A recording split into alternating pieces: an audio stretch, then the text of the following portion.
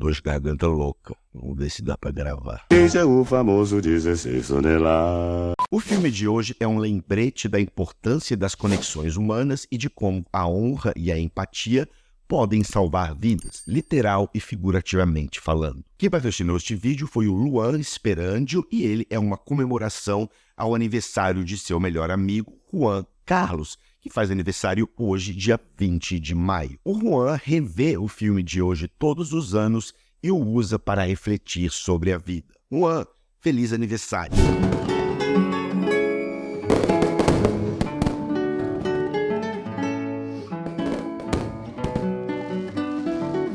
Pessoal, minha voz não tá legal, cortei pior, eu não sei o que tá acontecendo, mas vamos lá, tenham um pouquinho de paciência. A crítica de hoje será com spoilers. Vamos lá? Vamos lá.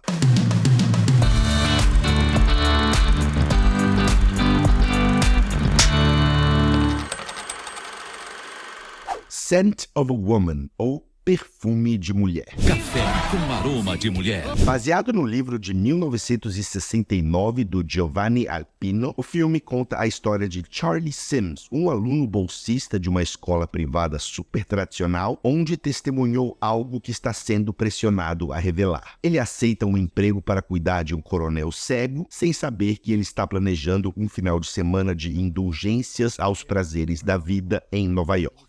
A direção é do Martin Brest, ele fez Beverly Hills Cop, de 84, que é muito bom, mas ele também dirigiu Gilly, de 2004, que é um dos piores filmes de todos os tempos. Aqui ele opta por um ritmo bem ponderado, talvez até um pouquinho demais, eu diria que o filme tem aí 10% de excesso, mas o filme tem amplo espaço para desenvolver os seus personagens, para te tirar da sua primeira impressão, para que lá na frente você enxergue a importância que um deles tem para o outro. São duas pessoas de universos completamente diferentes, mas ambas estão com um grande vazio na vida, ambas estão precisando de um mentor ou de um amigo ou da palavra certa, e eles não sabem disso, mas um vai proporcionar ao outro exatamente o que ele precisa. O diretor tem total controle do tom, ele acha os momentos certos para jogar humor, mas nunca é um humor bobo, ele cria muitas cenas engraçadas com aquele clima esquisitão, onde um personagem fala algo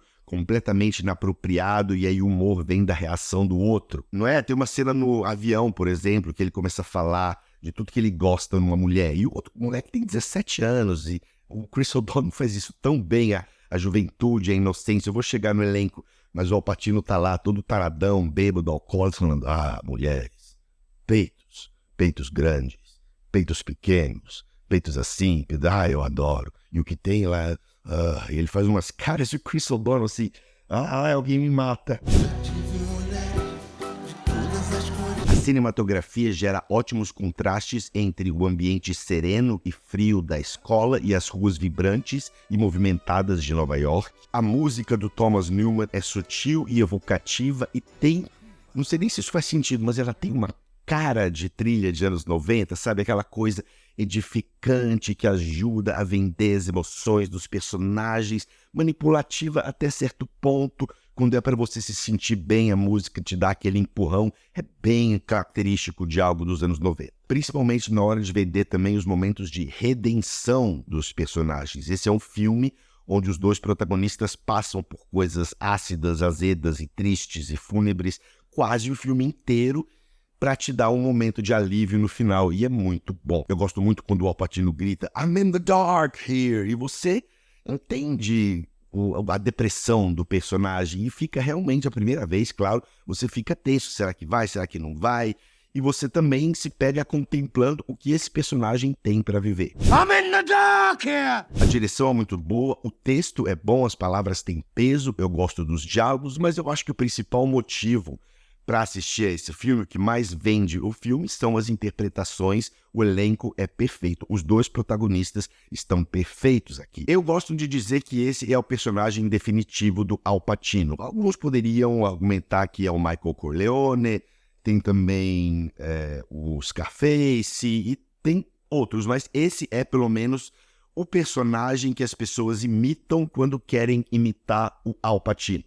Aquela coisa do ou de tá falando uma frase, de repente dar um grito e voltar pro tom normal no meio da frase. E você passa o filme inteiro descobrindo o Frank Slade. Ele começa o filme como um homem extremamente desagradável, não que ele não seja no final, mas você aos poucos vai entendendo por que ele é daquele jeito e descobrindo também as virtudes dele. Depressão, honra, integridade, coragem, culpa, são todos muito bem explorados nesse filme, ou no personagem do Al Pacino, ou no personagem do Chris O'Donnell, ou ambos. Eles são de universos muito diferentes, mas eles também têm algumas coisas em comum. E o Al Pacino dá um show. A primeira coisa que eu não posso esquecer é que eu jamais questionei estar vendo um homem cego. E ele parece que não usou nenhum tipo de lente, nenhum tipo de auxílio. Então ele faz muito bem, ele nunca faz contato visual com quem ele está conversando. Às vezes ele está em pé e ele vai se mexer, você vê ele fazendo um gesto assim com a mão para tentar... né?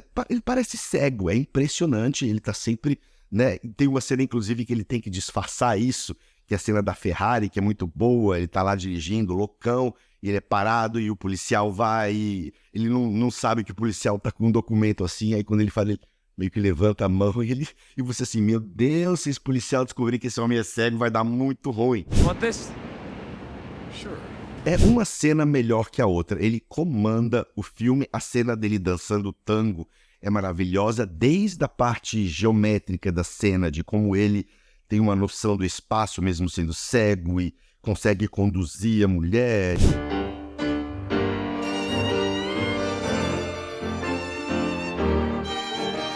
É romântico, é elegante, bate aquela música. Nossa, cantando com essa voz. Eu já canto mal com essa voz, ficou bom. A cena dele deprimidão no hotel, depois que ele já fez um monte de coisa que ele queria, comer bem, sair com uma mulher. Acho que a única coisa que ele não tinha feito ainda foi andar de Ferrari.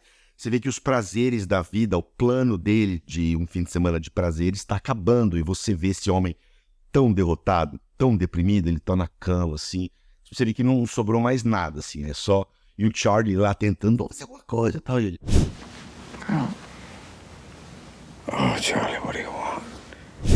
Eu já fui esse cara. O discurso dele no final é maravilhoso. Eu sinto falta desses momentos grandiosos só à base de diálogos, né? Não precisa ter uma grande explosão, uma briga, um grande confronto. É mais uma coisa verborrágica, isso era muito comum nos filmes dos anos 90. E ele fala uma coisa mais empolgante que a outra. Eu gosto muito daquela, acho que eu já falei. Se eu tivesse 5 anos a menos, eu tacaria fogo nesse lugar. Ele grita, e o cara fala, você terminou? Ele fala, eu só tô aquecendo. If I were the man I was 5 years ago, I'd take a flamethrower to this place! Ele é debochado, ele fala, eu entrei aqui ouvindo vocês falando berço da liderança, e ele faz um gesto assim com a mão. É muito bom. Quando ele manda os outros 3 garotos para aquele lugar, ele fala, você, Itananã, eu sei que vocês estão aqui. Fuck you too. É muito bom, gente. E o último que ele dá, depois que ele falou para proteger a alma do garoto, que você pode até pensar, o garoto tá errado,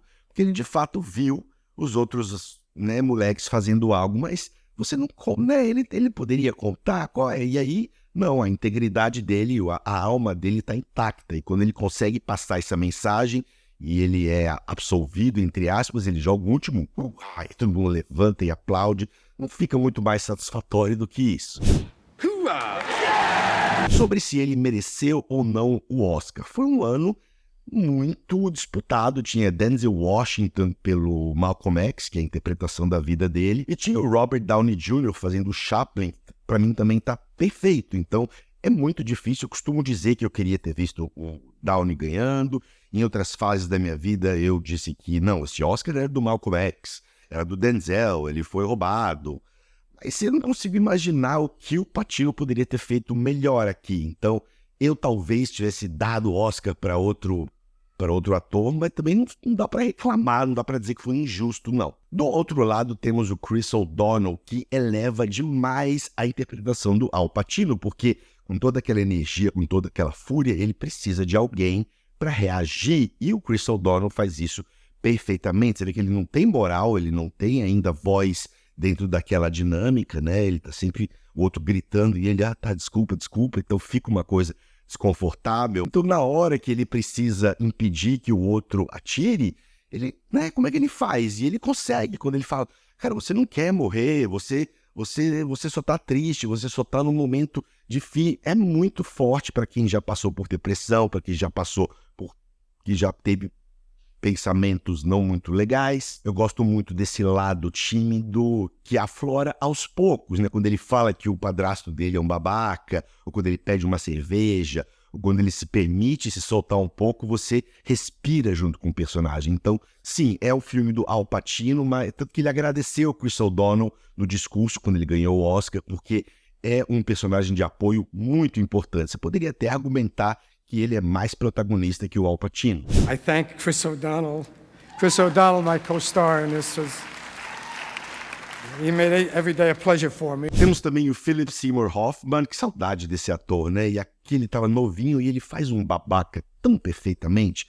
Assim que ele abre a boca, ele falando, Charlie, a gente tá junto, cara, relaxa. Você fala, nossa, esse cara não presta, esse cara não vale nada. É um personagem pequeno, uma participação pequena, mas, nossa, ele também ajuda a elevar o filme. Temos o Bradley Whitford, que manda bem demais na cena do almoço de Ação de Graças. É interessante porque ele fala pro Charlie, que vai visitar o irmão, o Al Pacino, né? Que o irmão vai ficar super feliz de vê-lo.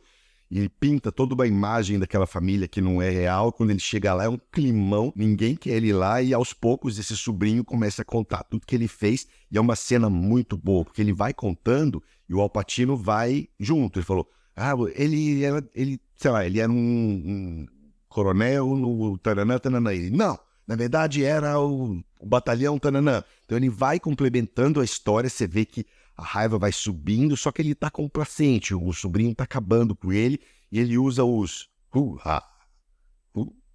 Ele usa vários tons de hu-ha, quanto mais ele é insultado, mas... Só que ele não reage. O que eu gosto dessa cena é que ele só reage quando o sobrinho chama o Charlie pelo nome errado, ele chama de Chuck, ou Chuck. Aí ele pira e vai lá, e bota a mão e fala, o nome dele não é Charlie. Isso é um momento de solidificação da amizade, do respeito que os dois têm, um pelo outro. Mas esse discurso é pesado. Tem uma hora que ele fala, ele sempre foi um babaca, agora ele só é um babaca cego.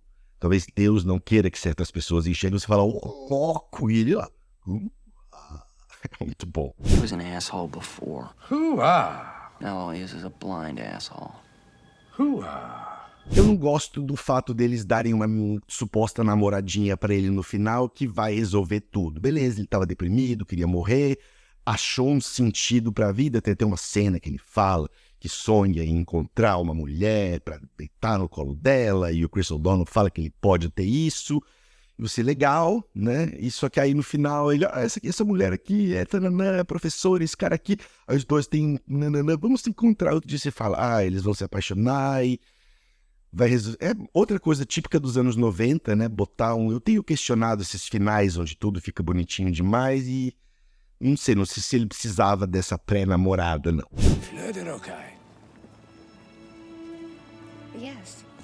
Existe uma versão de 1974, este filme é um remake e ele é superior em todos os sentidos, pelo menos na minha visão. Perfume de Mulher é um filme muito bom para refletir sobre a vida, para quando você precisa de um pouquinho de esperança, um pouquinho de direção no caminho certo, de as coisas parecem estar catastróficas, nada faz sentido, não vale mais a pena viver, mas calma, você não quer morrer, calma, você sabe, essa coisa de, vamos lá, isso o filme passa como poucos outros, nota 9. Luan, obrigado pelo patrocínio. Juan, feliz aniversário mais uma vez. É isso, pessoal. Um abraço e até a próxima.